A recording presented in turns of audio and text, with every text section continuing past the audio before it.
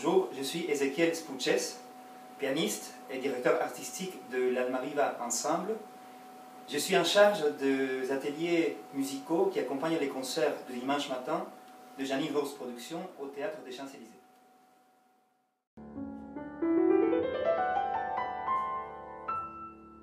Lors de notre première rencontre avec Janine Rose et son équipe de production, nous avons eu l'occasion de parler, d'échanger par rapport à nos expériences respectives en ce qui concerne le travail avec les enfants autour de la musique.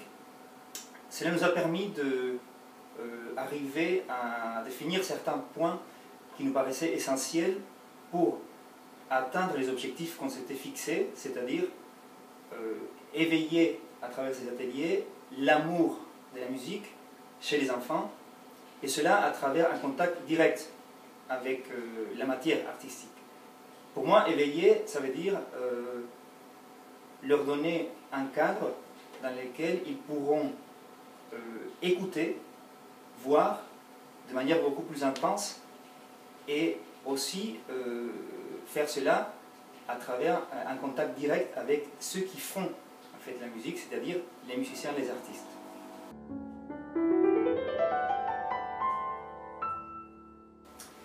Dans cet échange, un point qui revenait souvent, c'était la fascination qui exerce chez l'enfant les coulisses du théâtre. Donc on a eu envie de jouer sur cette idée de backstage et pouvoir montrer aux enfants, à travers les ateliers, un petit peu les dessous du décor, c'est-à-dire comment un spectacle, comment un concert est fait, et pour aller plus loin, comment un instrument de musique est fait, comment un artiste ou un musicien travaille pour pouvoir donner un concert. Et pour cela, il fallait qu'on fasse appel à plusieurs intervenants, à des artistes d'horizons différents.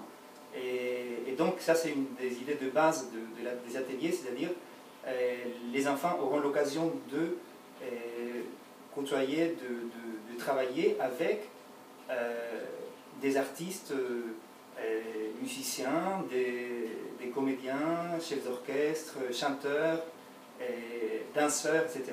Donc c'est un des points essentiels du concept en fait, des ateliers.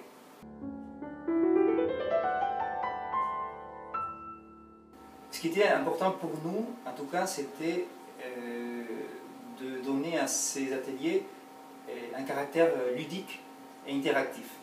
Et pour l'atelier autour de la voix, en fait, qui ouvre la série le 13 octobre, nous avons demandé à deux super chanteurs qui s'appellent Gaël Mechali et Manuel Núñez Camelino de venir nous accompagner. Ils ont accepté avec joie.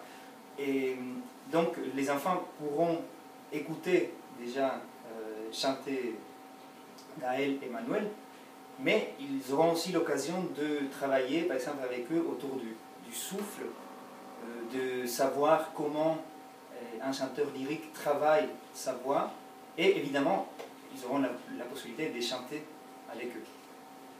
Certains ateliers sont assez surprenants, par exemple, pour l'atelier autour des cordes, les cordes chantent, les enfants auront l'occasion déjà d'écouter d'autres enfants jouer du violon, de l'alto, du violoncelle, mais aussi ils auront l'occasion de rencontrer un archetier qui viendra leur faire travailler le bois et pour ensuite utiliser le tanin pour dessiner en fait sur des papiers blancs.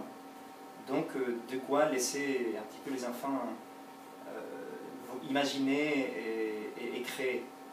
Parfois, pour d'autres ateliers, nous avons trouvé des liens un peu plus fantaisistes, comme par exemple pour le concert du quatuor Mosaïque, où deux mimes danseurs viendront travailler avec les enfants autour de l'idée du geste musical, et en particulier à travers la représentation des 4 éléments, eau, terre, air et feu, et avec cette idée que chaque élément est quelque part un des membres en fait, du quatuor.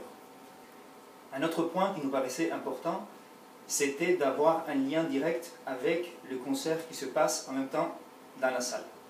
Et pour cela, on a joué parfois sur des idées assez évidentes, assez directes. Par exemple, pour le concert d'Emmanuel Pahu, nous avons décidé de jouer autour de la flûte et de son histoire, et aussi à travers un conte, le célèbre conte du flûtiste de Hamelin. Et donc les enfants auront l'occasion évidemment de connaître l'instrument, et un comédien viendra leur raconter l'histoire. Donc c'est pour ça que Janine Rose a eu l'idée de faire appel à un ensemble. Ça permet d'avoir déjà plein de musiciens, plein d'instruments différents. Et en plus de ça, nous avons fait appel à d'autres artistes qui ne font pas partie directement de l'ensemble, mais qui ont déjà collaboré avec nous dans d'autres projets précédemment. Donc vraiment l'éventail est très très large.